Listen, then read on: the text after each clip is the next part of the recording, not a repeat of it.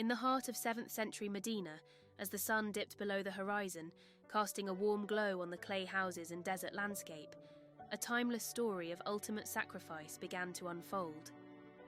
This is the story of Abu Talha, R.A., and his guest, a narrative that echoes through the ages.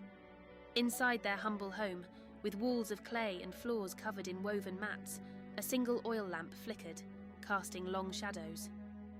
Abu Talha and his wife Sulaim were a poor family, often with just enough food to get by. Their resources were meagre, but their faith was immeasurable. On this particular evening, the quiet of their home was broken by the sound of their 2 small children crying. They were unsettled not by play or fatigue, but by the sharp pangs of hunger. The family's limited provisions were not enough to satisfy everyone. Suddenly, a firm but gentle knock echoed from their simple wooden door. A weary traveller stood at the threshold. Dressed in the robes of one who had journeyed far, with a turban wrapped around his head, he sought what any wayfarer would: a little food and a safe place to rest for the night. Abu Talha and his wife exchanged a look of deep concern. In their hands, they held a small clay plate containing all the food they had. It was barely enough for one person, let alone a family and their guest. The difficult question hung in the air: should they feed their hungry children or honour the stranger at their door? With wisdom and compassion, Sulaim whispered a plan to her husband.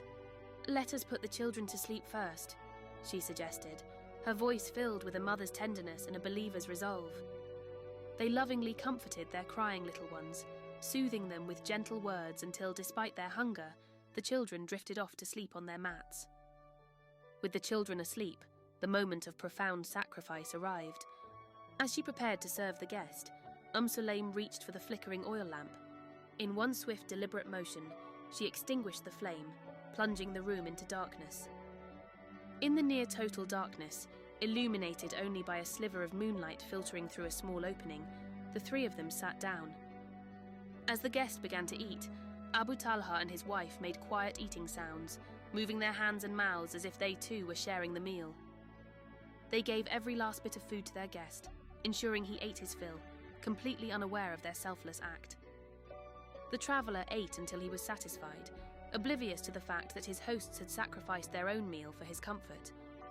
That night, Abu Talha and his family slept with empty stomachs, but their hearts were overflowing with the richness of faith and the fulfillment of giving. The next morning, Abu Talha made his way through the awakening streets of Medina to see the Prophet Muhammad. Before he could even speak of the previous night's events, the Prophet smiled at him and conveyed a message that brought tears to